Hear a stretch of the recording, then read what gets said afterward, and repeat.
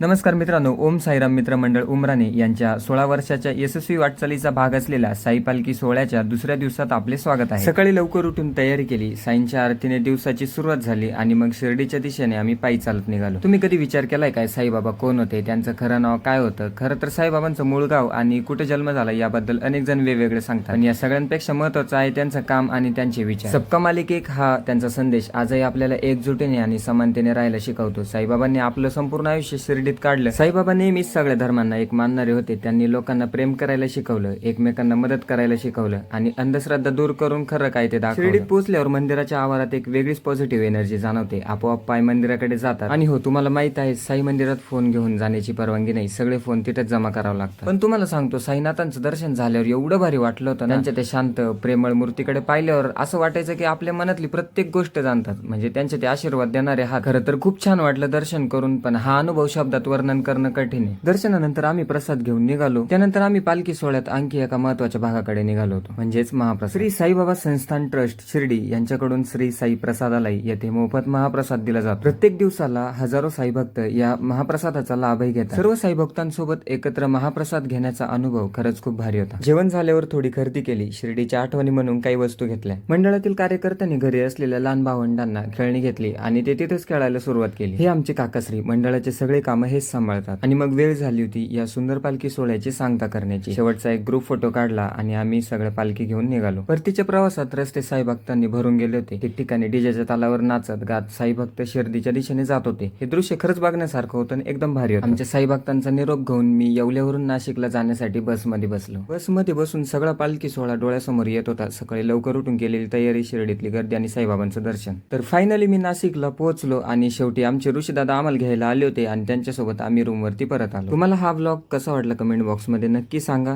Like करा, share करा आणि आपल्या चॅनलला फॉलो करायला विसरू नका। भेटूया पुढच्या व्लॉगमध्ये, तोपर्यंत ओम साईराम।